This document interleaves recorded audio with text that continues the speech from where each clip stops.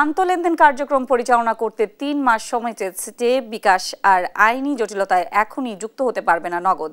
রবিবার সাংবাদিকদের সাথে নিয়মিত ব্রিফিংয়ে এমন কথাই জানিয়েছেন বাংলাদেশ ব্যাংকের মুখপাত্র আরিফ হোসেন খান। এ বিষয়ে এক বিবৃতিতে বিকাশ জানিয়েছে, লেনদেনে শক্তিশালী নিরাপত্তা ব্যবস্থা নিশ্চিত করতেই সময় চেয়েছে প্রতিষ্ঠানটি।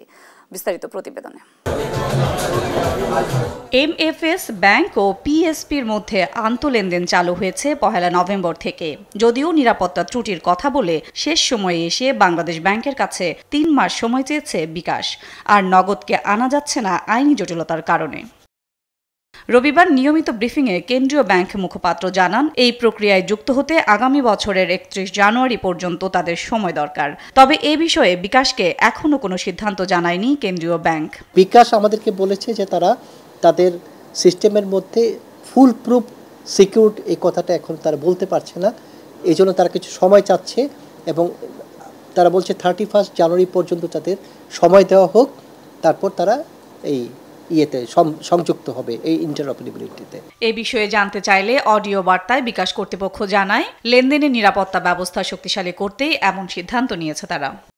গ্রাহক স্বার্থ বিবেচনায় নিয়ে কিছু লেনদেন নিবিড়ভাবে পর্যবেক্ষণ করা হচ্ছে, কেননা আন্তঃলেনদেনের নিরাপত্তা ও কার্যকারিতা এই ব্যবস্থার সঙ্গে যুক্ত অন্যান্য যে অংশীজন আছে তাদের উপরও কিন্তু নির্ভর করে।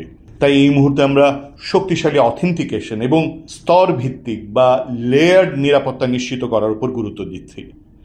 আন্তঃলেনদেন ব্যবস্থায় বিকাশ নিয়ে বাংলাদেশ ব্যাংক পক্ষপাত করছে কিনা সাংবাদিকদের এমন প্রশ্ন উড়িয়ে দেন মুখপাত্র আরিফ হোসেন।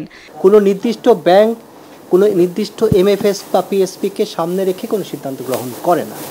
এতে ওই ব্যাংক বা এমএফএস এর মার্কেট শেয়ার যাই হোক না কেন। এদিকে বিকাশ ও নগদকে বাদ দিয়ে 10টি প্রতিষ্ঠানের মধ্যে গতকালই সেবা চালু হয়েছে, আরও 5টি প্রতিষ্ঠান যুক্ত হওয়ার অপেক্ষায় রয়েছে।